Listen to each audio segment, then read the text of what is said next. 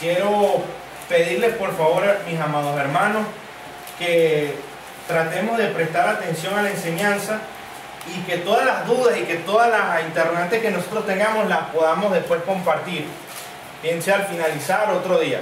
Yo le voy a pasar todo esto al terminar la serie con todas las referencias bíblicas para que nos aclaremos las dudas que podamos tener. Podemos después hablar al respecto, pero como vamos a estar grabando y vamos a estar desarrollando la enseñanza de una forma continua para aprovechar bien el tiempo, entonces vamos a tener esa reverencia al estudiar la palabra de Dios. Amén. Lo primero que debemos tomar acá es que hay varias figuras que nosotros vemos desde el capítulo 6. Tenemos los sellos, tenemos los 144.000 sellados, luego vemos una multitud vestida de ropas blancas. Hay varias figuras y vamos a ir por una de ellas. La intención esta mañana es que podamos trazar la escritura desde el capítulo 6 hasta el capítulo 8 como tal, tomando como referencia lo que hablamos al principio, que dejemos que la Biblia sea nuestro diccionario, es decir, que las imágenes que nosotros vemos allí las podamos interpretar por medio de la misma Biblia y que no tengamos que ir fuera de la palabra a buscar darle sentido a las cosas, ¿ok? Hay una persona que decía en una enseñanza que de aquí en adelante es cuando Apocalipsis se vuelve como extraño, como difícil, como complejo. Pero la realidad, mis amados hermanos, es que se puede volver extraño y bastante complejo y difícil si nosotros no hemos estudiado la palabra. Es decir, y sobre todo el Antiguo Testamento no lo hemos escudriñado. Acuérdense que este libro estaba destinado para los cristianos del primer siglo. Eran personas que estaban muy versados en la escritura, muy versados en la palabra y sobre todo en el Antiguo Testamento, porque era lo que tenían en ese entonces. Recuerden que el canon no estaba como tal oficializado, completo como tal, pero ellos estaban muy versados en el Antiguo Testamento. Así que, mis amados hermanos, para introducir esta enseñanza titulada Los 7 juicios divinos, es decir, los 7 sellos que nosotros leemos allí, tenemos que hablar de algo como lo que es el sufrimiento. ¿Qué es el sufrimiento? El sufrimiento es un estado en la vida de los seres humanos, mis amados hermanos, donde nosotros estamos, por así decirlo, presionados, estresados, angustiados. Y muchas personas durante este tiempo intentan buscarle sentido a su vida. ¿Por qué existe? ¿Por qué vive? Hay emociones como la alegría, el gozo, que son bonitas de experimentar, pero yo creo que muy pocas aquí estarían dispuestos a decir, oye, yo quiero sufrir, como otros que dirían, oye, yo quiero ser alegre, quiero estar feliz y quiero tener gozo. Pero nadie dice yo quiero sufrir, esa es la realidad. Pudiésemos decir que de alguna forma el sufrimiento no es compatible con nosotros. Pero ¿qué pasa cuando nosotros tenemos en la palabra el mensaje de que en medio del sufrimiento podemos tener gozo y que en medio del sufrimiento podemos tener paz? ¿No sería algo como irreconciliable? ¿Cómo es posible que podamos tener sufrimiento y al mismo tiempo paz? ¿Cómo es posible que podamos estar gozosos y al mismo tiempo sufrir, estar en sufrimiento? Bueno, muchas personas han intentado explicar el fenómeno del sufrimiento y la mayoría, es decir, en una forma general, tienen que enlazar el sufrimiento con la maldad, porque las personas solamente sufren cuando están experimentando cosas negativas, cosas malas en su vida, cosas que de pronto no quieren experimentar. El hecho de entender que hay una conexión entre la maldad y el sufrimiento, entonces debería ahora llevarnos a preguntar, entonces, ¿cómo acabamos con la maldad? ¿O cómo podemos erradicar la maldad? Es imposible, no hay explicación. El mundo no tiene una explicación, la psicología no tiene una explicación, el humanismo no tiene una explicación, las investigaciones científicas no tienen una explicación, pero la Biblia sí tiene una explicación. Y la Biblia dice, la palabra enseña que el mal se origina desde el corazón del hombre caído, del hombre que está pervertido en sus delitos y pecados, que está muerto, que no ha sido regenerado. Allí es donde reside y donde se alberga por así decirlo, el nido de la maldad del hombre. El hombre puede experimentar sufrimiento siendo cristiano o no siendo cristiano. La diferencia está, mis amados hermanos, que el creyente entiende que tiene al Señor a su lado en medio del sufrimiento. El mundo puede sufrir, pero no tienen un consuelo, porque no tienen una esperanza. No tienen una promesa eterna. No tienen un llamado. Quizás una persona puede decir, bueno, yo he estado sufriendo, pero ¿por qué tú sufres? Bueno, porque el agua me sale fría en vez de salirme caliente. Pero hay otro que está tendido, como estaba el paralítico de Betesda, tendido toda la vida, lisiado, que lo único que esperaba era la muerte.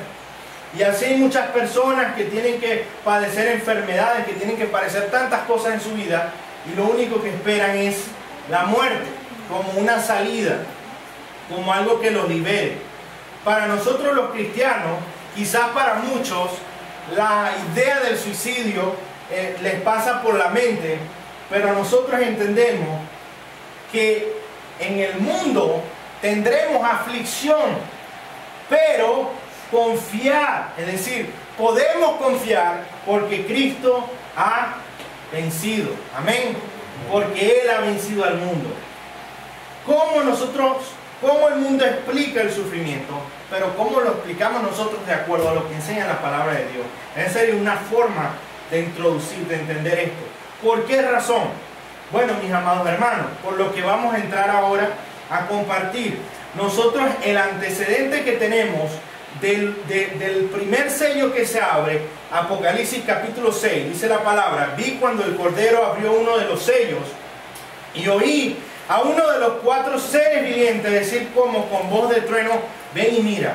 Y miré, y aquí un caballo blanco, y el que lo montaba tenía un arco y le fue dada una corona, y salió venciendo y para vencer. Nosotros empezamos a leer que en este capítulo se empieza a describir lo que son un desatar del sello, del primer sello, y empiezan a salir unos caballos, ¿ok?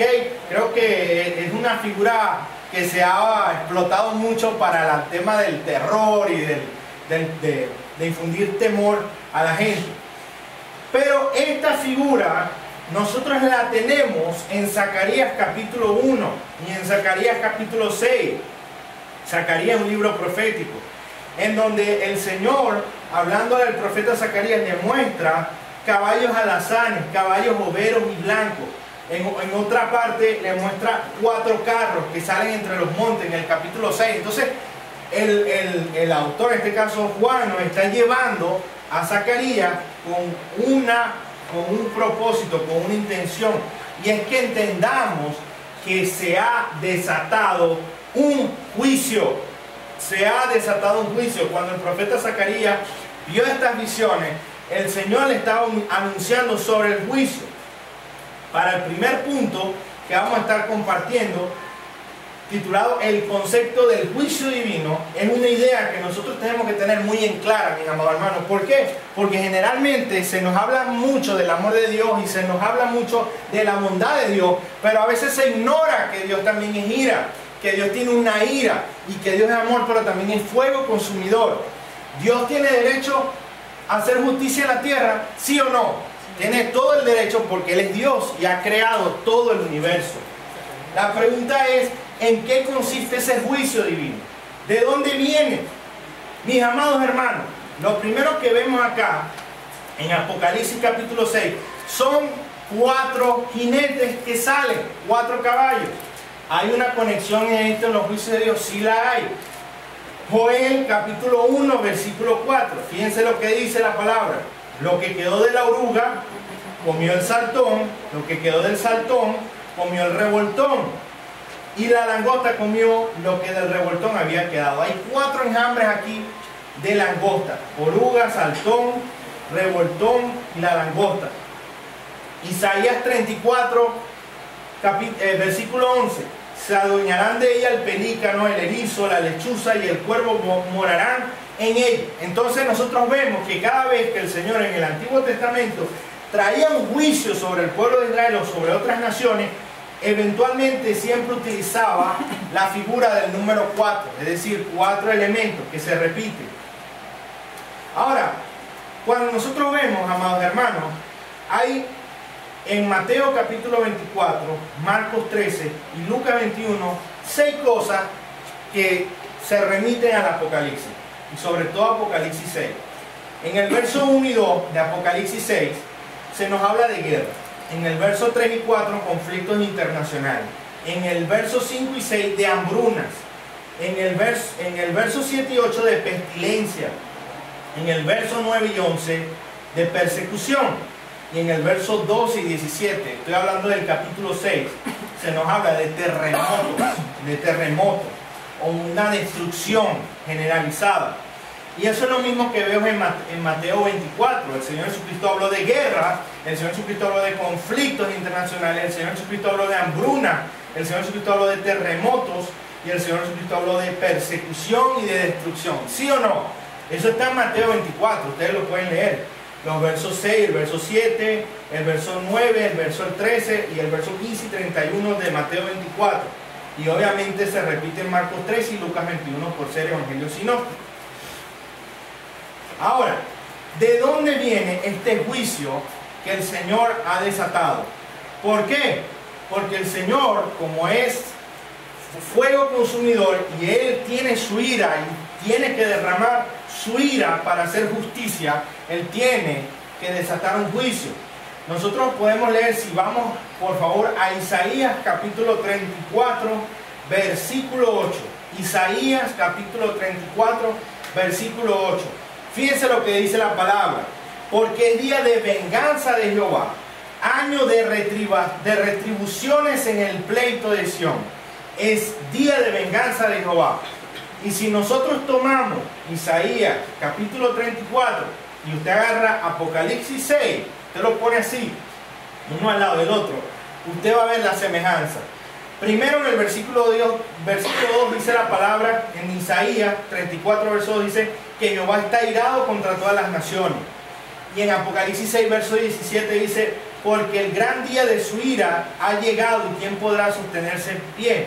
Esto es en el versículo 12 al 17 de Apocalipsis 6. Entonces esto es lo que quiero que entendamos acá en el primer punto. El concepto del juicio divino lleva consigo un día de retribución, es decir, un día donde Dios va a ejecutar una venganza. Y ese día nosotros lo podemos observar en los versículos 12 al 17 del capítulo 6. Ese es el sexto sello, ¿ok? Ese es el sexto sello. Dice Isaías 34, versículo 4, y todo el ejército de los cielos se disolverá y se enrollarán los cielos como un libro, y caerá todo su ejército como se cae la hoja de la parra y como se cae de la higuera. ¿Qué dice Apocalipsis 6:13? Y las estrellas del cielo cayeron sobre la tierra como la higuera deja caer a sus higos cuando es sacudida por un fuerte viento. Y el cielo se desvaneció como un pergamino que se enrolla, y todo monte y toda isla se removió de su lugar.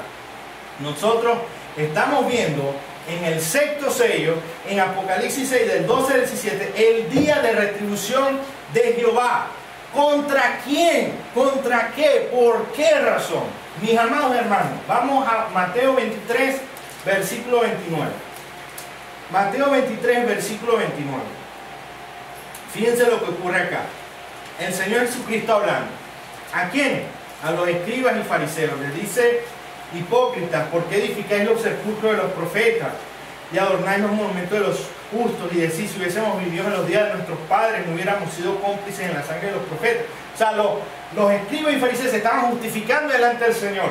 Y el Señor le dice: ¿saben que ustedes al decir que no hubieran actuado de la misma manera que sus padres, ustedes están confirmando que son de la misma generación de ellos, que son sus descendientes directos? ¿Y qué le dice? Serpiente, generación de víbora, ¿cómo escaparéis la condenación del infierno? Por tanto, aquí yo envío profetas y sabios y escribas, y de ellos a unos mataréis y crucificaréis, y a otros azotaréis en vuestras sinagogas, y perseguiréis de ciudad en ciudad, para que venga sobre vosotros toda la sangre justa que se ha derramado sobre la tierra, desde la sangre de Abel el justo hasta la sangre de Zacarías, hijo de Berequías. Fíjense que ahí el Señor menciona a Zacarías. ¿Ok? Dice, de cierto os digo que todo esto vendrá sobre esta generación. Sobre esta generación. ¿De cuál generación está hablando el Señor? De la generación del primer siglo, amado. De esos escribas, de esos fariseos que estaban allí con él. Y les dijo, Jerusalén, Jerusalén, que matas a los profetas y apedreas a los que te son enviados. ¿Cuántas veces quise juntar a tus hijos como la gallina junta a sus polluelos debajo de la sala y no quisiste? Le dice el Señor. Pero entonces el Señor anuncia que vendría, que se derramaría sangre. ¿Por qué? Porque vendría en esa generación un juicio de parte de Dios. Mateo 24 nos enseña, porque habrá entonces gran tribulación, la cual no la ha habido desde el principio del mundo hasta ahora, ni la habrá. Y en Mateo, en 24 ahí mismo, en el versículo 31, nos dice, y enviará a sus ángeles con gran voz de trompeta, y juntarán a sus escogidos de los cuatro vientos, desde un extremo del cielo hasta el otro. De cierto digo, dice el versículo 34, que no pasará esta generación hasta que todo esto acontezca. Ok, ahora quiero explicar algo acá. Nosotros, mis amados hermanos, ¿recuerdan la primera introducción que hablamos de preterismo, historicismo, futurismo? ¿Recuerdan algo de eso? Mis amados hermanos, nosotros dijimos que el preterismo enseña que hay profecías que se han cumplido. Ok, si nosotros nos vamos a la extrema del preterismo, ya todo se cumplió, ya Cristo vino, lo cual no es correcto. Nosotros esperamos la venida del Señor. Amén. Pero sí debemos entender que hay cosas que se han cumplido, mis amados hermanos. No todas, hay ciertas cosas que se han cumplido. Eso es importante que lo entendamos. Y acá, en Mateo 24, versículo 3, nosotros hemos entendido que la pregunta que le hacen los discípulos al Señor es una sola. ¿Cuál es esa pregunta? Mateo 24, versículo 3. Y estando él sentado en el monte de los olivos, los discípulos se le acercaron aparte diciendo, dinos, ¿cuándo serán estas cosas? ¿Y qué señal habrá de tu venida y del fin del siglo? Y nosotros hemos entendido que eso es una sola pregunta. Cuando el Señor empieza a hablar, le responde una sola respuesta. Pero la realidad es que no, mi amado. Ahí hay dos preguntas al menos, o tres, si acaso. Primero, ¿cuándo serán estas cosas? Después, ¿qué señal habrá de tu venida? Y tercero, ¿y del fin del siglo? O sea, que hay mínimo 2 a 3 preguntas que se hacen ahí. ¿Ok? Y eso es importante que lo entendamos para poder discernir. ¿Por qué? Porque en la palabra hay profecías que se conocen como profecías de doble referencia. ¿Cómo una profecía de doble referencia? Bueno, mi amado hermano, una profecía de doble referencia es una profecía que se da en un tiempo específico, para un contexto específico, pero resulta ser que esa misma profecía habla para otro tiempo y para otro contexto. Tiene doble referencia. Tomen, por ejemplo, las profecías mesiánicas que encontramos en el Antiguo Testamento sobre la venida del Señor Jesucristo. Hay muchas que, hablaron para este tiempo, pero también para el tiempo que se las dio el Señor a los profetas. Entonces, debemos entender que ocurrieron cosas, profecías que pasaron en esa generación, que se cumplieron en esa generación, pero también nos hablan a nosotros ahorita, hoy, nos hablan a nosotros, ¿ok? Entonces, ese día de retribución se da desde el versículo 12 al 17, porque cuando nosotros leemos en Apocalipsis, mis amados hermanos, el quinto sello, ¿cuál es el quinto sello? El quinto sello en el versículo 9 dice, cuando abrió el quinto sello, vi bajo el altar las almas de los que habían sido muertos por causa de la palabra de Dios y por el testimonio que tenían, y clamaban a gran voz diciendo, ¿hasta cuándo, Señor santo y verdadero, nos juzgas y vengas nuestra sangre en los que moran en la tierra? Y se les dieron vestiduras blancas y se les dijo que descansasen todavía un poco de tiempo hasta que se completara el número de sus consiervos y de sus hermanos que también habían de ser muertos como ellos. ¿Quiénes eran estas almas? Fíjense lo que dice, clave acá, importante. vi bajo el altar las almas de los que habían sido muertos por causa de la palabra de Dios y por el testimonio que tenían. Mis amados hermanos, esto es una referencia para aquellos que en aquel entonces no tenían la Biblia, pero representaban a Dios. ¿En qué sentido? Eran profetas como lo fue Isaías, como lo fue Jeremías, como lo fue Ezequiel, como lo fue Osea. Cada uno de esos profetas, que a muchos de ellos mataron, que le decían a Israel el pecado y que lo hacían que Israel se volviera con rabia y los mataran a piedra porque no querían escuchar el pecado. Esos son esas almas que están clamando venganza de parte del Señor. Por eso es que leemos que esto ocurre, que este día ocurre de retribución en el versículo 12 al 17, cuando se abre el sexto sello y cuando Dios corta como tal, como dice la palabra en Hechos capítulo 2, haciendo referencia a Deuteronomio 16, corta al pueblo de Israel. ¿Cómo lo corta? Por medio de la profecía, de la obediencia a la profecía del máximo profeta, que en este caso es Jesucristo. Jesucristo les habla a Israel, pero Israel no quiere oír. Y dice, bueno, todo aquel que atendiere la voz de ese profeta que yo levantaré, que es el Señor Jesucristo, todo el que no atendiera esa voz, todo el que no obedeciera esa voz, será cortado del pueblo. Es decir, ya no pertenecerá más a ese Israel que es espiritual, que es el Israel de Dios, que es el verdadero Israel, no el que está en Palestina ahorita, sino el que es espiritual, que lo conforman todos los cristianos de todos los siglos que han creído en el Señor. Porque a la larga, mi hermano, nadie puede ser salvo, ni siquiera el judío ni el israelita pueden ser salvos, a no ser que crean en el testimonio del Hijo de Dios que murió en la cruz del Calvario. Ya a ellos Dios no les va a mandar otro profeta. El profeta que Dios le envió es el Señor Jesucristo. Y es el mismo profeta que hasta el día de hoy nosotros anunciamos y que muchos no quieren escuchar. Amén. Amén. ¿Se queda claro? Entonces, mis amados hermanos, nosotros vemos que el quinto sello se abre y ve las almas, y luego vemos el día del juicio de retribución, que es el sexto sello. Pero luego, ahora vamos a entrar en el versículo 1 del capítulo 6 a ver los cuatro jinetes del juicio. Mi hermano, nosotros no podemos ir en Apocalipsis de forma literal, así cronológica, uno por uno, porque no está escrito de esa manera. Es un lenguaje profético, simbólico. Tenemos que tratar de unir las piezas por medio de el Antiguo Testamento, que nos da la llave, por así decirlo. Ahora, el segundo punto, los cuatro jinetes del juicio. Primero, el caballo blanco. Vi cuando el Cordero abrió uno de los sellos y uno de los cuatro seres vivientes decir, como con voz de trueno, ven y mira, y miré. Y aquí un caballo blanco, y el que lo montaba tenía un arco y le fue a una corona y salió venciendo para vencer. Esto es una referencia directa al Señor Jesucristo como el caballo blanco, el que sale venciendo para vencer, porque el Señor Jesucristo venció en la cruz del Calvario. Amén. Pero no solamente por eso, sino porque el caballo llevaba un arco. Y si ustedes recuerdan, mis amados hermanos, en una ocasión nosotros hablamos sobre el lenguaje ancestral, que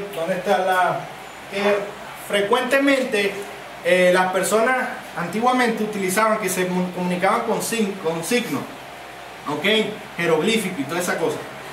Utilizaban esta imagen para indicar, por decir algo, que había una zona para cazar, en donde el arco representaba atacar, o en este caso en contra, ¿ok? Nosotros vemos que el Señor, en el pacto de Noé, el pacto que Dios hizo con Noé, Dios iba a destruir la tierra por agua, ¿sí o no?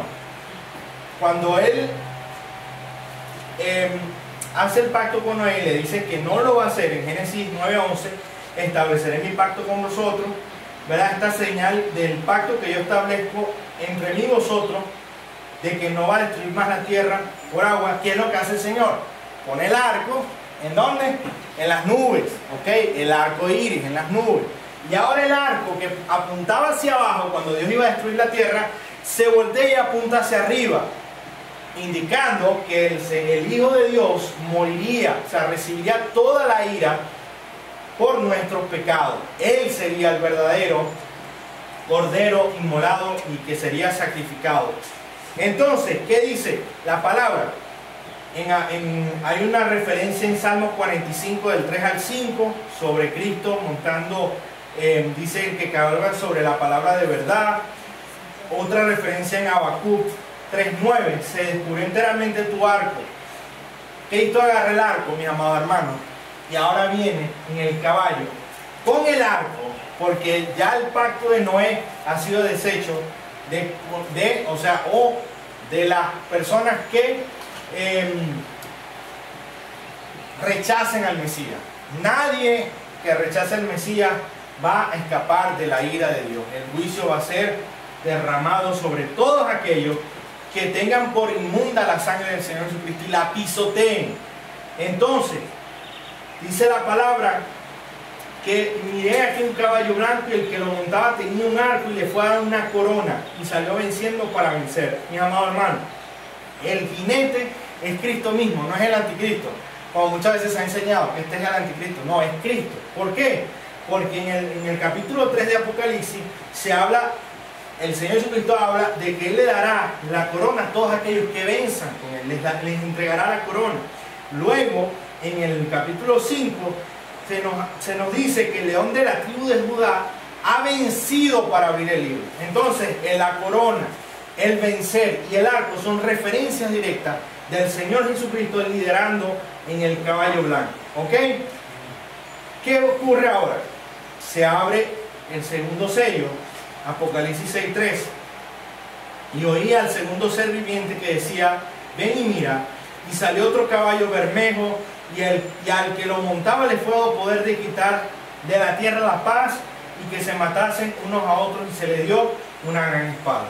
Ok, este caballo, mis amados hermanos, es una representación del juicio de Dios sobre la tierra al retirar su gracia común, al retirar la gracia común que Dios pone en esta tierra. Una pregunta que ustedes se harían: ¿qué es lo que hace que el malandro actualmente, que es malvado, que destruye, qué es lo que hace que no sea más malo de lo que es? Bueno, es la gracia común de Dios, mi amado hermano. ¿Qué es lo que hace que no hayan distintos Hitler en nuestra era? La gracia de Dios, mi amado hermano. Es la gracia de Dios, la gracia común, la gracia que restringe el mal. ¿Ok?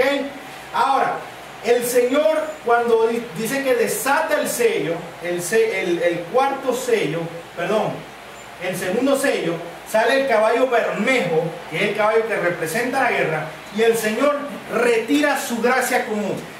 Importante notar que Dios no tiene que incitar a los hombres a que peleen. Ellos ya quieren matarse entre ellos mismos. Dios lo que hace es quitarse de en medio, por así decirlo. Como si nosotros tuviésemos dos personas aquí que quieren agarrarse el golpe hasta matarse, y quien los tiene aguantados así es Dios mismo. Sí, para que no se vean. Hasta que Dios retira su gracia y los deja. Y se destruyen y se matan. Una pregunta que quizás se pueden hacer: ¿los caballos son literales? No, los caballos no son literales. Recuerden que esto es un lenguaje simbólico, es una representación. Nosotros no vamos a ver en el cielo un caballo rojo así que va bajando. No, mis amados hermanos, es una representación simbólica. ¿Ok? Pero ¿qué ocurre? ¿Qué ocurre? Unos datos interesantes. Solamente en esta era, hemos tenido más de 100 millones de muertes entre conflictos, ubicándose el 90% de las guerras en el siglo XX. ¿Ok? Si a eso les anexamos los muertos de la invasión de los mongoles en 1207, Genghis Khan y toda esa gente, sumaríamos más a los 100 millones, entre 30 y 60 millones más de muertos. O sea, más de 140, 160 millones de muertos, solamente en conflictos bélicos. ¿Por qué esto tenemos que tomarlo en cuenta? Porque, mis amados hermanos, una guerra, una batalla, vamos a tomar por ejemplo una batalla de las guerras púnicas de Roma, la batalla de Cannae, en el año 217 a.C. Murieron 100.000 personas. 100.000 personas. Una de las últimas guerras, la Segunda Guerra Mundial, estamos hablando de una batalla, no una guerra, es una batalla, ¿ok? En esa de Roma murieron 6.000. La batalla de Stalingrado, en 1943, durante la Segunda Guerra Mundial, murieron más de 2 millones de personas. 2 millones de personas. El mundo es un lugar hostil, triste y desolador. El hombre caza al hombre. El hombre quiere destruir al hombre. Y nosotros quizás nos preguntamos, pero bueno, ¿será que podremos erradicar las guerras, las confrontaciones, los conflictos? ¿Hemos avanzado en eso? La respuesta es no, no hemos avanzado. Más bien, hemos avanzado pero en el mal sentido. Ahora matamos más gente que antes en los conflictos. Pregunto, ¿es Dios que está haciendo que se maten? ¿Dios los está empujando e incitando a la guerra? No, Dios solamente está quitándose de en medio, dejándolos a ellos en su perversión, en su corazón malvado, ir tras su prójimo para destruirlo. De la misma manera que Caín fue tras Abel a matarlo. De la misma manera. Y Dios lo puede hacer y tiene todo el derecho y toda la autoridad, porque Él es Dios y Él demanda adoración y Él demanda que se honre y se glorifique, y el mundo no lo hace. El mundo amó más las tinieblas que la luz, es lo que nos enseña la palabra. Por lo tanto, Dios ha desatado su juicio. Luego de eso, no solamente observamos que el caballo de guerra sale adelante, sino que detrás de él viene el caballo negro. Apocalipsis 6:5, cuando abrió el tercer sello y al tercer viviente que decía: ven y mira aquí un caballo negro, y el que lo montaba tenía una balanza en la mano, y oí una voz en medio de los 4 seres vivientes que decía: 2 libras de trigo por un denario y 6 libras de cebada por un denario, pero no dañes el aceite ni el vino. Tenemos una clara referencia de lo que es hambruna, de lo que es hambre. Si alguien no la sabe, pues ya lo que estamos viendo en el país es una clara indicación de lo que es la hambruna, lo que es el hambre. Obviamente hay países que tienen problemas mucho más graves, mucho más difíciles. Pero la realidad, mis amados hermanos, es que aproximadamente 21.000 personas mueren cada día debido a causa o consecuencias directas o indirectas a la malnutrición, a la carencia de alimentos y recursos alimenticios. 21.000 personas al día. Son 7.665.000 muertes al año. Solamente en hambre. Solamente por hambre. 1 de cada 6 personas en la tierra no tiene suficientes recursos como para alimentarse y llevar una vida saludable. Esta cantidad se aumentó en el año 2007 de 75 millones, se le sumaron en el 2008 40 millones más de personas que carecen de alimentos.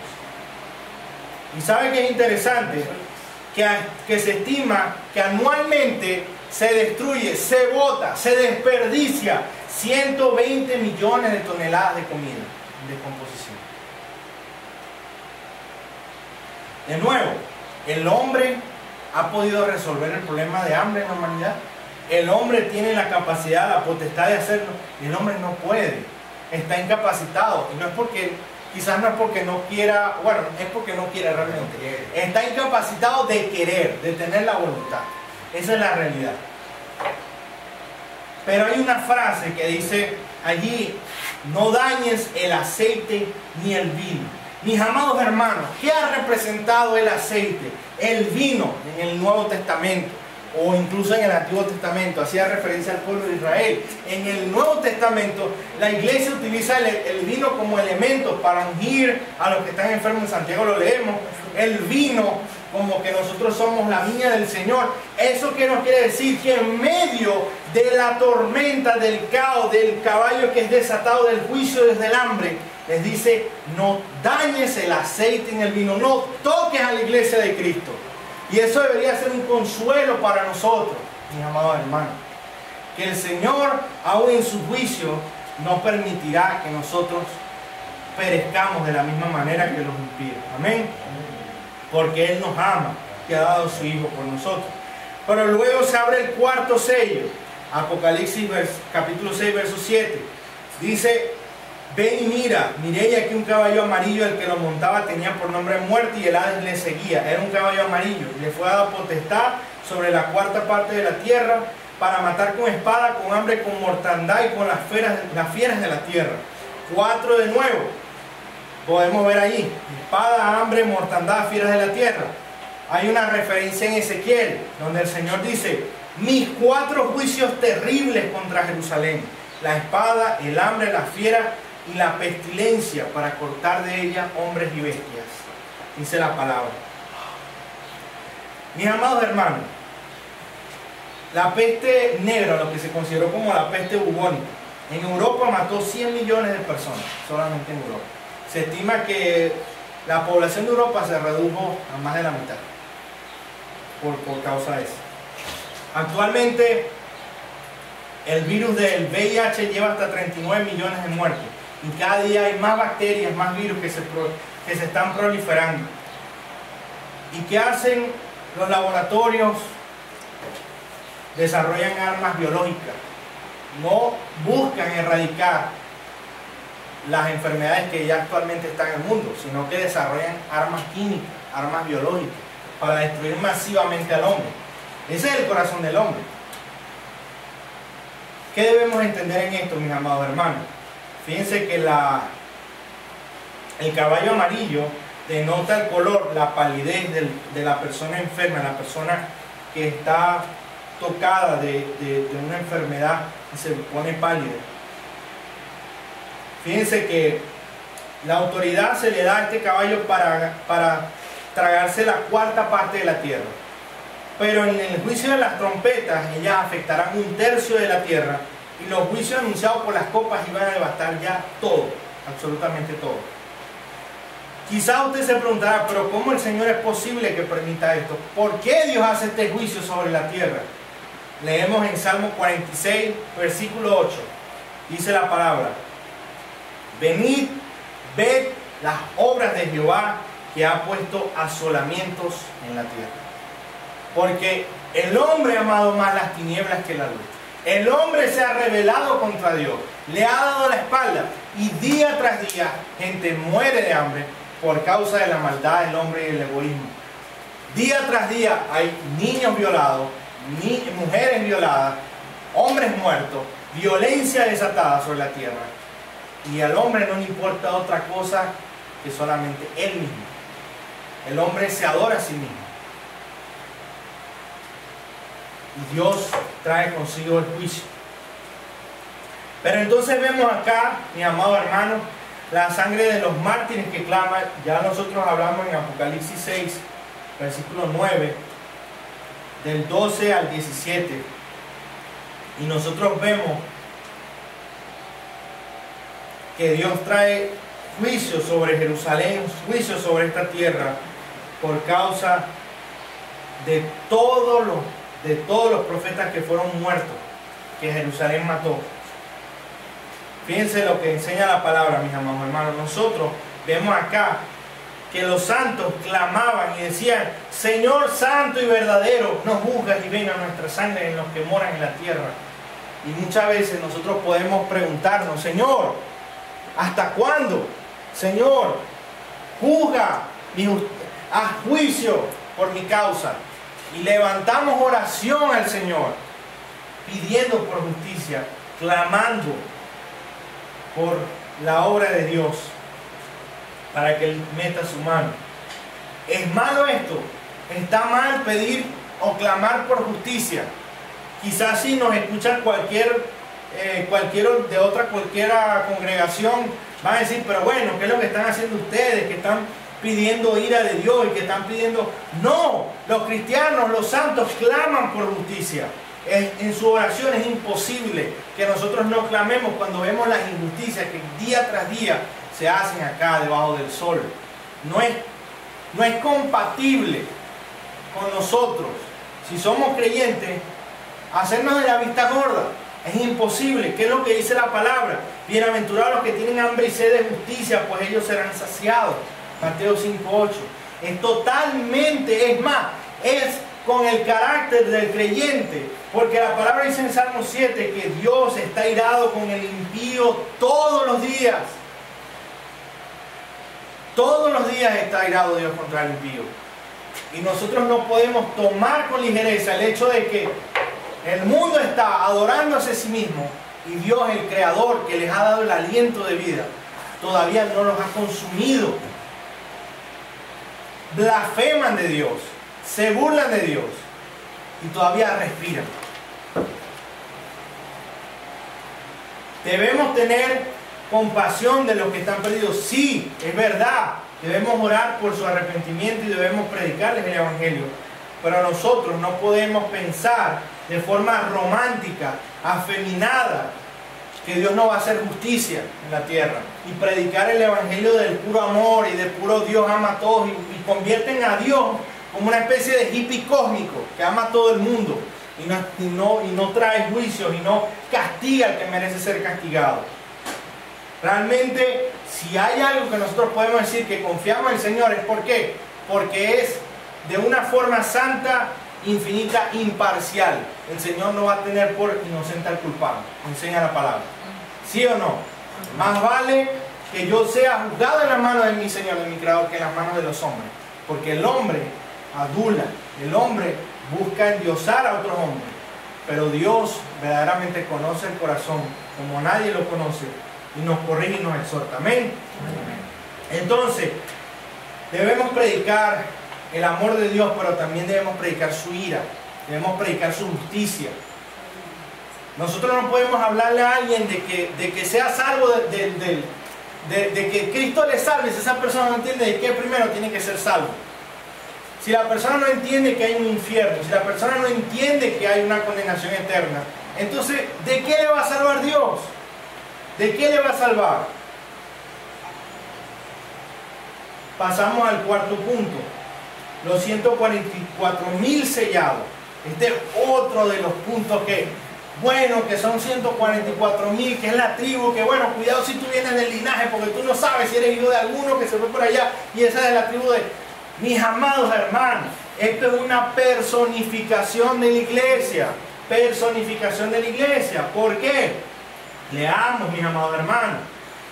En el capítulo 7, versículo 1, vamos leyendo y nos encontramos con esto. Y oí el número de los sellados. Y oí, lea bien, y oí el número de los sellados.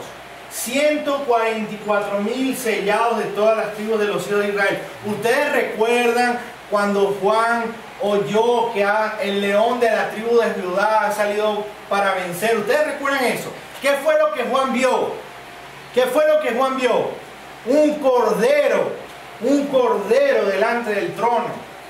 Pero ¿qué había escuchado? El león de la tribu de Judá. ¿Qué es lo que escucha aquí Juan? Y oí el número de los sellados, 144.000 sellados. Pero en el versículo 9, Apocalipsis 7, versículo 9, ¿qué es lo que Juan ve? Después de esto miré, y he aquí una gran multitud, la cual nadie podía contar, de todas las naciones, y tribus, y pueblos, y lenguas, que estaban delante del trono, y en la presencia del Cordero, vestidos de ropas blancas, y con palmas en las manos, y clamaban a gran voz diciendo: la salvación pertenece a nuestro Dios. Eso fue lo que él vio. Él escuchó 144.000, pero cuando fue a ver, vio una multitud de todos los pueblos y naciones. De la misma manera que vio un león, que escuchó un león, y cuando fue a ver era un cordero inmolado. Si lo ven, está ahí directo, uno tras otro, hermano. No hay que saltar. Recuerden que aquí donde dice, en el versículo de arriba, donde dice los 144.000, eso no estaba allí. Eso no va ahí. Eso se lo puso el que estructuró la Biblia. Pero cuando Juan escribe, no puso los 144. No, eso va conectado. Lo de arriba va conectado con lo de abajo y se viene leyendo todo de forma continua. Y hay que unir las dos ideas. Porque no puede ser los 144.000 de la tribu de Israel, porque ni siquiera están ordenados de la misma forma que se ordenaba. Falta la tribu de Dan, la tribu de Manasés está desconectada con la tribu de Efraín, ni siquiera está en el mismo orden. ¿Por qué el sellado? ¿Por qué los 144.000 sellados? Porque la palabra nos enseña en Ezequiel capítulo 9, versículo 4, que Jehová había mandado a sus ángeles a pasar por medio de la ciudad de Jerusalén y a sellar y a poner una frente en los hombres que gimen y que claman a causa de todas las abominaciones que se hacen en medio de ella. Y a los otros días oyéndolo pasar por la ciudad en pos de él y matar. No perdone vuestro ojo ni tengáis misericordia. Matad viejos, jóvenes, vírgenes, niños y mujeres hasta que no quede ninguno. Pero a todo aquel sobre el cual hubiere señal, no os acercaréis. El Señor nos ha sellado, ¿sí o no? Sí. ¿Qué nos ha dado el Señor como sello? Su Espíritu Santo. El Señor nos ha sellado. Y nosotros podemos ver acá que Dios había establecido que iba a haber un censo espiritual, celestial, como ustedes lo quieran ver, donde Él iba a sellar a su pueblo escogido. Y en ese pueblo escogido, el pueblo que gime y que clama a causa de todas las abominaciones que se hacen. Usted está clamando, usted está gimiendo por causa de las abominaciones. Estamos nosotros clamando por justicia. De la misma manera que el ángel de Jehová pasó por Egipto e hirió a todos los primogénitos, de esa misma manera el Señor ha marcado a su iglesia, los ha sellado con su Espíritu Santo y nada nos acontecerá. ¿Sí o no? Amén. Amén. 144.000. Si lo quiere ver también desde un punto, mis amados hermanos, ¿usted sabe cuál es la señal que se iba a utilizar para sellar el pueblo, para sellar al pueblo? ¿Cuál es la letra que se utilizaba para el censo cuando se sellaba? La letra Tau en el alefato hebreo. ¿Y sabe cómo se escribe Tau en el alefato hebreo? Así, con una cruz. Así se escribe. Muchos creen que Ezequiel tuvo una revelación profética de lo que iba a ser la muerte en la cruz del Calvario. ¿Cuál es el propósito del sellamiento? No era el de salvarlos o librarlos, era de preservarlos o protegerlos en medio del juicio que vendría. Pregunto, ¿será que el pueblo de Israel, cuando el ángel de Jehová bajó a herir los primogénitos, fueron raptados? El Señor se los llevó de pronto del momento y luego los volvió a poner allí. No, ellos estaban allí. La única diferencia fue que en sus dinteles estaba la marca de la sangre del Cordero. ¿Sí o no? Y el ángel pasó y no los dañó. Es antibíblico la idea de que nosotros seamos raptados antes del tiempo de la tribulación. Eso no aparece en ningún lado. Todo lo contrario. Lo que nosotros leemos es que enseña la palabra es que está establecido para los hombres que mueran y después el juicio. De una. Ya no hay más. No es que Cristo viene, agarra a un gentío, se lo lleva, después vuelve a venir después y está viendo y viniendo así. No. Él ascendió, luego retornará a buscar a su pueblo y a ejecutar sus juicios. Amén.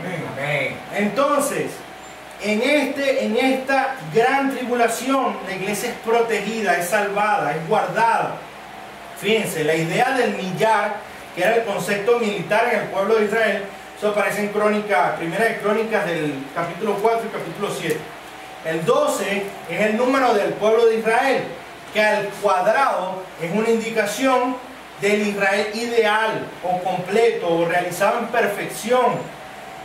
Si nosotros multiplicamos por 10.000, nos da el monto 144.000. Pastor, ¿dónde usted saca esa idea? Bueno, tenemos la idea de la multiplicación en la Biblia, ¿sí o no?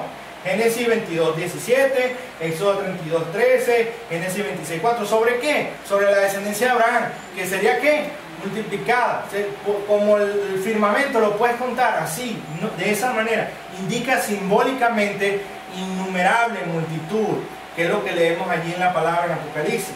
¿De dónde tenemos la idea de los 10.000? Levítico 26:8, Deuteronomio 32:30, Cantares 5:10, Salmo 91:7, Miqueas 6:7, Lucas 14:31. ¿Se acuerdan? Porque caerán 1.000 a tu diestra y 10.000 a tu diestra más a ti. ¿Se acuerdan de ese? Eso es uno que usamos también, ¿no? Pero entonces, ¿qué podemos ver? En este orden, Dan es sacado de la lista de las 12 tribus, no aparece. Judá es promovido al primer lugar, que era puesto de quién, de Leví, ¿no? Que era del sacerdocio. ¿Por qué razón? Hebreos 7:11 nos da la respuesta.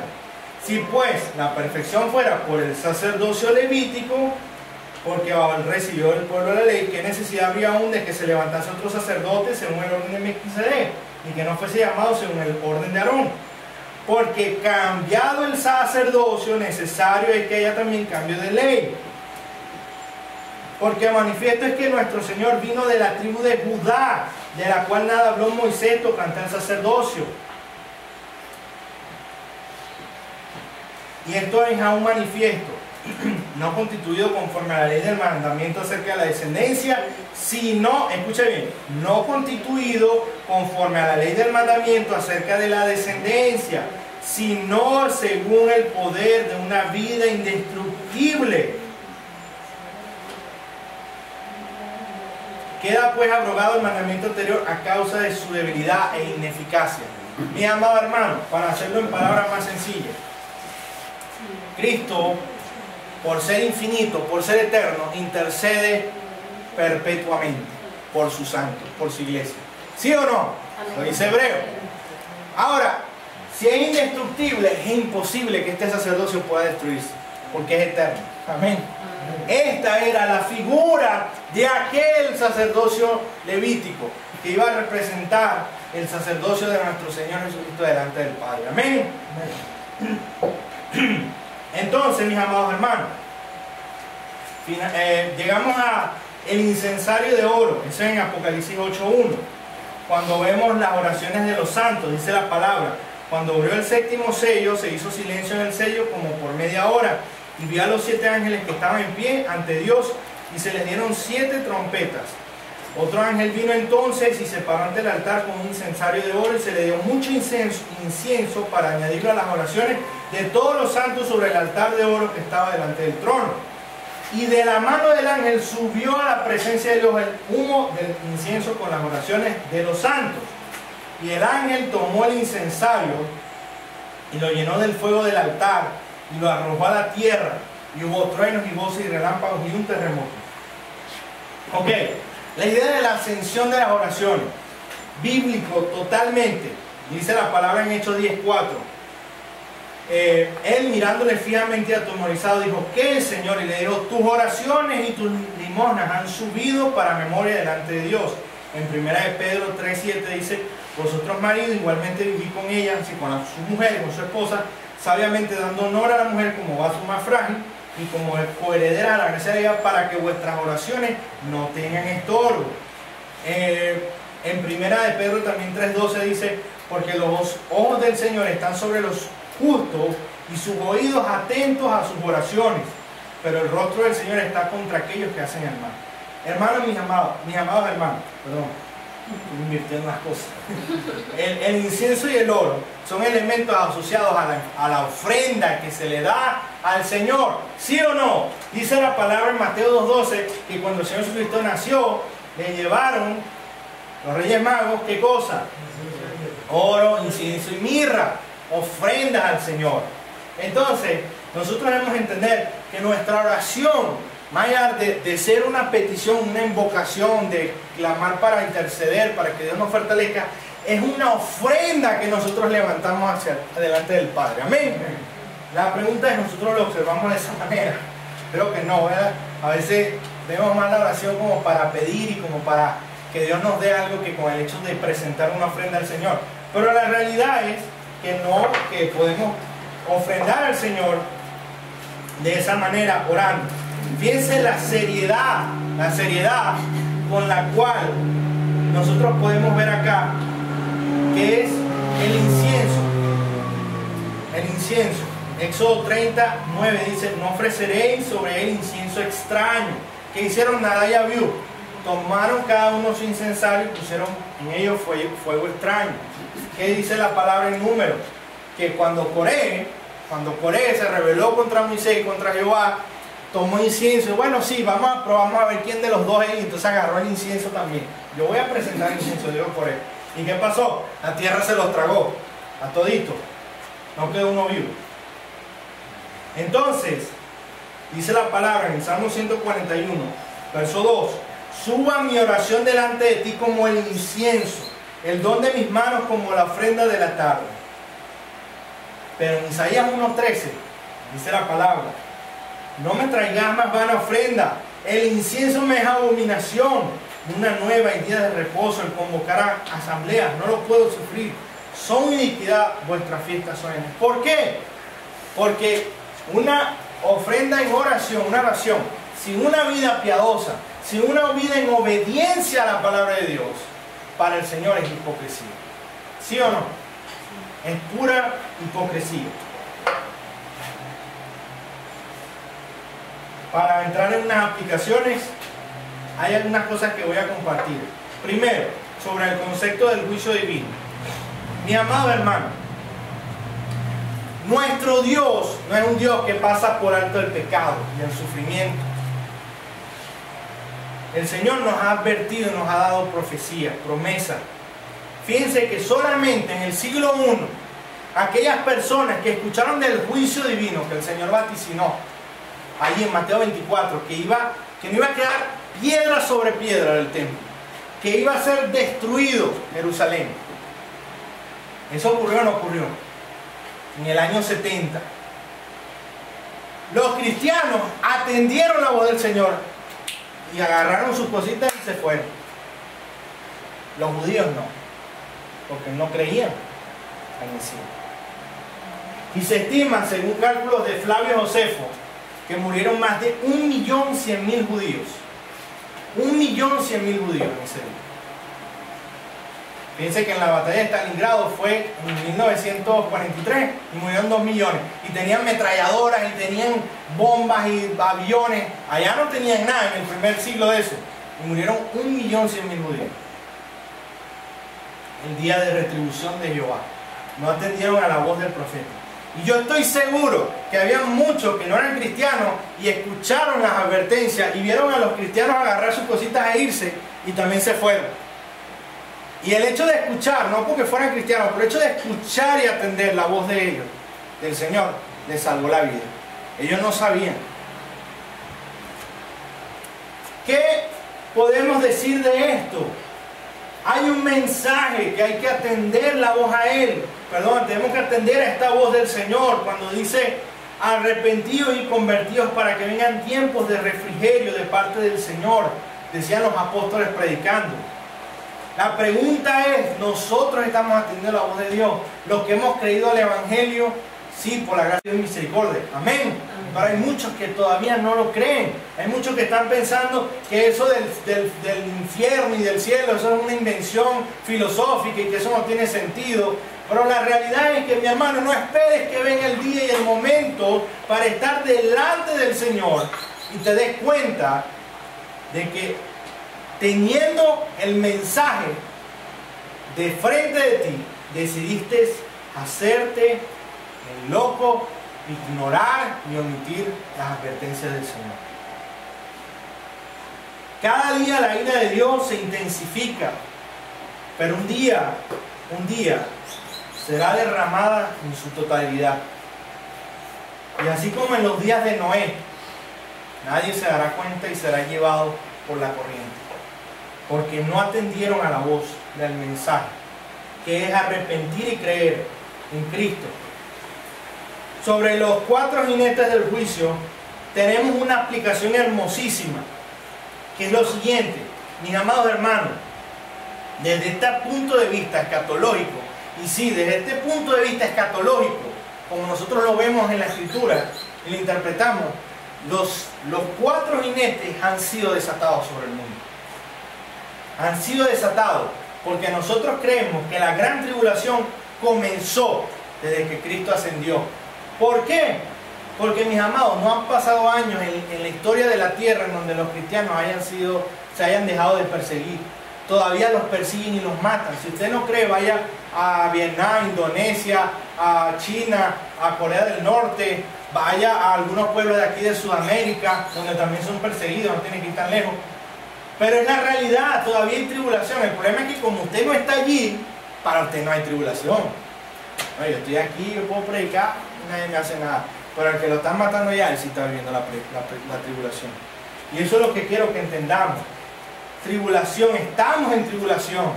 estamos en tribulación, solamente que en unos sitios es más evidente que otros, pero es la realidad. Una de las cosas que debemos entender acá, que dije que es hermosísimo, bueno, eso no es tan hermoso, pero lo que dije que es hermoso es que Cristo es quien desata los sellos.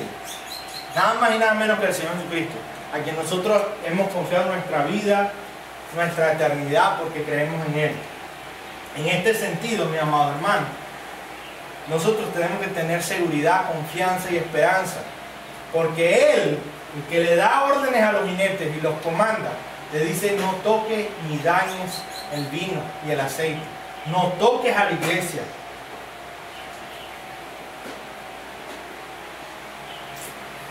No nos hemos preguntado sobre el sufrimiento, la mortandad, las pestilencias, el hambre, las guerras. Esto es el día a día en la tierra. El día a día en la tierra. Todos los días en la tierra hay conflictos bélicos, armados. Hay hambre, muertes por hambre, muertes por violencia, muertes por pestilencia y enfermedades. Esto es el día a día en la tierra. No, hermano. El pretribulacionismo no es bíblico. Esa idea de que la iglesia va a ser raptada y que no va a pasar por tribulación, eso es una herejía, ¿yo? Eso es una herejía. La iglesia, ahorita mismo hay iglesias que están pasando por tribulación porque los están matando. Hay gente que sigue muriendo por hambre en el mundo. Ahora, ¿qué nos enseña la palabra sobre la sangre de los mártires? Todos aquellos que han muerto por el evangelio y morirán por esta causa, todos serán vengados en la ira de Jehová contra todos los hombres. No va a haber ni uno solo de los profetas. De los profetas tanto que anunciaron la venida del Señor como los que anuncian hoy en día el evangelio para salvación del pecado. No va a haber ni uno que no haya recibido del mundo al cual Dios no le dé su retribución. Dios va a ser, se va a hacer cargo de esto. Debemos entender que la iglesia puede clamar por justicia, puede clamar porque la ira de Dios sea derramada, porque nosotros no estamos puestos para ira, no tenemos que temer. Yo me imagino los judíos o los israelitas, por así decirlo, cuando Moisés ahí asustado, poniendo la sangre en los dinteles porque iba a pasar el ángel de Jehová, iba a matar a todos los primogénitos. Es imposible que esa gente no estuviera muerta de miedo, poniendo ahí, bueno, ¿será que pasa? ¿Será que no pasa? Y la gente estaría así, pero ninguno de ellos murió. Ninguno de los primogénitos que pusieron en sus dinteles la sangre con ellos, ninguno de ellos murió. Ni los que estaban asustados ni los que estaban seguros. Los que estuvieron asustados lo hicieron asustado igualito, ninguno de ellos murió. Amén. ¿Qué nos quiere decir esto? Mis amados hermanos, el Señor nos va a preservar y nos va a guardar. Yo sé que este mensaje pareciera más fatalista que otra cosa, pero es la realidad bíblica. El mundo está caído, amado. El mundo está pervertido, está corrupto. Cada día nosotros decimos, bueno, pero a la broma, esto no lo veían mis abuelos, esto no lo veían los padres míos, y ahora ven lo que... Y cada vez es más, y así lo harán nuestros hijos y nuestros nietos. Dirán, a la broma, mi abuelo jamás vio estas cosas. Es la realidad del mundo. Porque el mundo está pervertido por el corazón del hombre. Los 144,000 sellados es la iglesia del Señor Jesucristo. No son literales, por favor entiendan una vez por todas. No son, sí, número 144, 145, hasta aquí. No es así. Eso es lo que usan muchas sectas ¿saben para qué? Para meterle miedo a la gente y decirle, bueno, pero es que tú puedes ser los 144, pero tienes que estar en nuestra iglesia para que sea, porque si no, no te vas a salvar. Ay, ¿qué pasó con la multitud que estaba ahí? ¿Cómo se explica eso? No, hermano, es la iglesia del Señor Jesucristo. ¿Ok? Y el sello, el Espíritu Santo. No tenemos que buscar otras cosas. Dice la palabra en 2 de Timoteo 19. Pero el fundamento de Dios está firme teniendo este sello. Conoce el Señor a los que son suyos y apártese de iniquidad todo aquel que invoca el nombre de Cristo. 2 Corintios 1:22, el cual también nos ha sellado y nos ha dado las arras del Espíritu en nuestros corazones.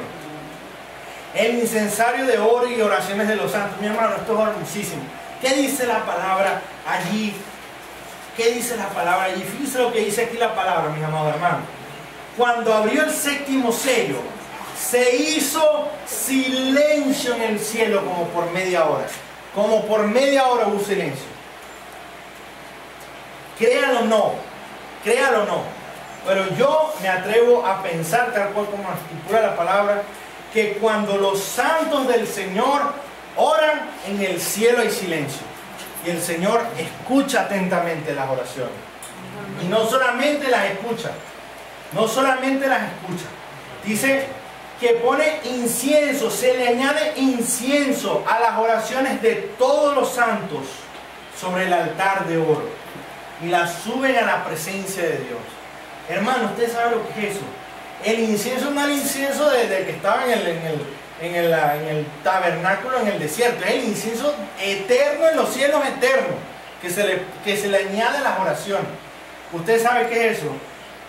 Eso es para que ustedes entiendan el valor que Dios le da a las oraciones de sus santos. Para que ustedes entiendan cómo Dios adorna. ¿Por qué? Porque sabemos que nuestras oraciones no son en nuestros méritos, son los méritos de Cristo. ¿Ok? Porque son en los méritos de Cristo, tienen valor, tienen fragancia, suben al Señor, a la presencia de Dios. Amén. Tengamos en cuenta esto.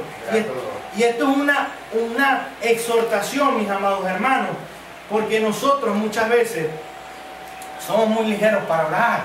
¿Sí o no? Somos ligeros para orar. Si es que oramos, si es que oramos, cuando oramos somos ligeros. Pero la realidad es que no necesitamos hacerlo de esa manera cuando entendemos que Dios, que en los cielos, en el trono eterno se hace silencio. Dice la palabra en Proverbios 15:8, el sacrificio de los impíos es abominación a Jehová, mas a la oración de los rectos es su gozo. Una vida de piedad, de obediencia al Señor, eso conlleva que podemos orar y es para el Señor gozo nuestra oración. No tenemos la idea esta de la anciana que iba y que oraba, que fue a varias veces, intercede varias veces a que el rey para que le hiciera como ella pedía. No, dice que es gozo delante de Jehová si nosotros somos rectos ante Él, es decir, obedecemos su palabra. Entonces, tengamos sentido de responsabilidad y de disciplina para orar, hermanos. Tenemos que orar de forma individual en los hogares, pero también colectivamente como iglesia. Nosotros lo hemos dicho varias veces del púlpito y hemos exhortado a que tenemos que reunirnos para orar y no lo estamos haciendo. No lo estamos haciendo como debemos hacerlo. Debemos tener en cuenta que esto es vital, esto es importante. Una reflexión teológica en esto. Algo que iba a decir antes de pasar a la reflexión teológica.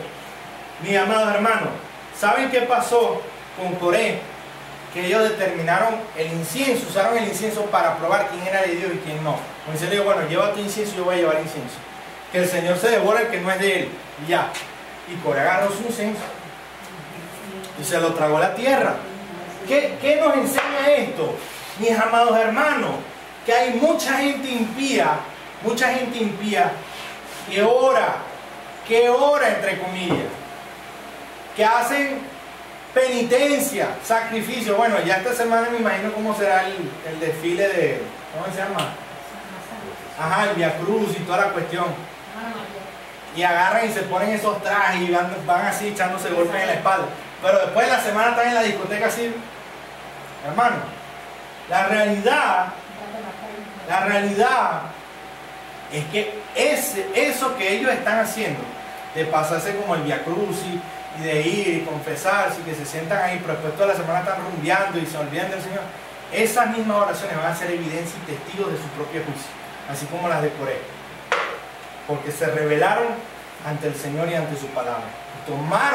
Tomaron lo que es algo tan importante, tan vital como el llamado del arrepentimiento en todo su contexto, no solamente en que, bueno, yo soy cristiano por una etiqueta. No, eres cristiano pero no vas a la iglesia los domingos, no te santificas, no lees la palabra, no oras en la semana, no, vas a la iglesia cada 3, 4 meses, cuando hay una cosa importante que van a hacer el cura, el sacerdote. Y de la misma manera, en las iglesias donde no se predica el evangelio bíblico, vas y brincas y saltas, pero cuando va la palabra, no, hay puro dinero, y pacta, y dinero va y dinero viene, y ahí no se menciona al Señor por ningún lado. Todo eres tú, el centro del servicio es el hombre, y más nada. El hombre y el bolsillo del hombre, punto. Todas esas brincaderas, todas esas oraciones van a ser evidencia, y testigos en la condenación en el día del juicio. La reflexión teológica. Nosotros comenzamos hablando del sufrimiento. Es importante que tengamos claro en esto. En el sufrimiento solamente tenemos tres opciones para mirarlo. Uno es el sufrimiento meritorio, el sufrimiento sin propósito. Y el tercero finalmente, que es el que quiero abordar rápidamente. El sufrimiento meritorio. Si nosotros creemos que el sufrimiento viene porque lo que uno recibe en la vida es producto de lo que fue en la vida pasada, como algunas filosofías y algunas religiones promueven. No, bueno, es que en la vida pasada tú fuiste malo, fuiste terrible, por eso que en esta estás pagando. O sea, así lo ven muchos. Eso nos va a llevar a una creencia arrogante y egoísta, en donde, bueno, yo lo que tengo porque yo fui bueno en la vida pasada, así que yo no tengo que estar agradecido ni con nadie ni con nada. Eso nos lleva a eso, ese es el problema. Además de que no hay otras vidas, como pensáis que si una reencarnación, no, hay una sola vida y ya. Para los hombres está destinado que mueran una sola vez y luego el juicio. Ya, listo, se acabó, no hay más vida. Si entonces no es esta, no se explica el sufrimiento de esta manera, entonces alguien diría, bueno, es que el sufrimiento es algo aleatorio y espontáneo en el mundo, porque a la final de cuentas todo lo que ocurre es a causa de las consecuencias, los efectos y ya. No hay Dios, y si no hay Dios, no hay maldad ni hay bondad, y el caos y lo que hizo Hitler y todo eso se puede justificar, porque Hitler no sabía lo que hacía, porque al final si no hay Dios no hay nadie que defina lo que es bueno y lo que es malo, entonces vamos a hacer lo que nos dé la gana. Así nos llevaría a pensar si el sufrimiento no tuviera ningún propósito en el mundo. Hay una anécdota de una hija de unos pastores que fueron misioneros en África, en países pobres de África, que ella relata que ella se salió de la fe, dejó de creer en el Evangelio porque vio el sufrimiento y la necesidad de la gente, y dijo que o sea, la finalidad concluyó que no existía Dios, pues. O sea, ¿por qué Dios iba a permitir todo ese sufrimiento y todo ese dolor? Si de verdad existía, si de verdad, estaba en control. Y eso la llevó al ateísmo. Después, cuando estuvo en el ateísmo, se dio cuenta de que en el extremo opuesto, si no hay Dios, a la final no hay nada que pueda definir lo que es bueno y lo que es malo, porque no hay nada lo suficientemente alto y moral que diga esto es bueno y esto es malo. Entonces todo lo malo puede ser justificado, todo lo malo se puede justificar, y eso le hizo a ella dejar el ateísmo y volver al Evangelio. Esa es una anécdota en un libro que ella redactó.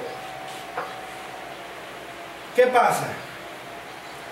Finalmente el hombre siempre va a buscar, disculpe Mateo, el hombre va a buscar siempre un culpable que no sea él.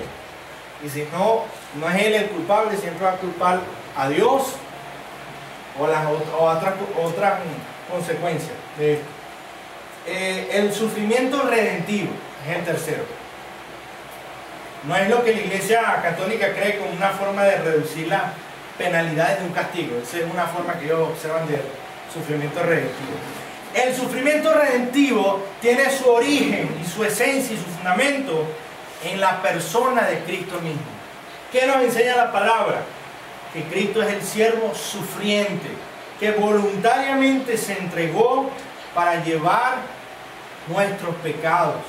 La pregunta es, ¿cómo nosotros estamos relacionando nuestro sufrimiento con la persona de Cristo? Porque Él sufrió y nosotros somos participantes de Él. Todas las aflicciones que podemos vivir, todas las cosas que podamos nosotros experimentar, ya Cristo las padeció, Cristo las ha vivido. Nosotros nos relacionamos con Él y participamos de esos sufrimientos, porque entendemos que el sufrimiento nos purifica, así como el fuego purifica el oro. Entendemos que el sufrimiento nos acerca a la experiencia que Cristo vivió cuando Él se entregó por nosotros voluntariamente. Porque entendemos que el sufrimiento nos desconecta de este mundo, ¿verdad? Y nos ubica en lo que viene, que es la eternidad con nuestro Padre Celestial. Amén. Porque entendemos que el sufrimiento testifica al mundo que en medio del caos que hay y de la aflicción, nosotros podemos tener paz y tranquilidad, porque el Señor está con nosotros. Amén. Porque el sufrimiento, entendemos que el sufrimiento también nos prepara y nos hace a imagen del Señor Jesucristo, nos moldea, ¿sí o no? Así como el niño es moldeado cuando es disciplinado, el niño sufre cuando uno lo disciplina con la vara, que se disciplina con la vara y sufre, pero él está siendo formado, ¿sí o no? De la misma manera el cristiano sufre cuando es disciplinado, pero está siendo moldeado a la imagen de Cristo. Pero también el sufrimiento nos conduce a eventos y circunstancias en donde nosotros vemos la mano de Dios, aun cuando todo se ve negro, así como le pasó a José, que fue vendido por sus hermanos y finalmente fue a dar allá a Egipto como gobernador para salvar la vida de su pueblo. Nosotros muchas veces no podemos ver quizá cómo el sufrimiento Dios lo permite en nuestras vidas con propósitos más grandes y mayores a nosotros mismos, porque nos limitamos a ver el ahorita, el ahora, el por el momento, pero se nos llama a confiar en el plan soberano del Señor. Amén, porque Él está en control a pesar de todas las cosas. Mis amados hermanos,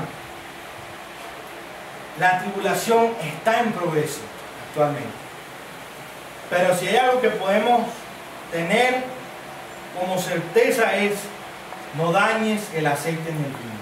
Dios nos va a preservar y nos va a proteger porque Él nos ha sellado, ha puesto a su Espíritu Santo en nosotros. Amén.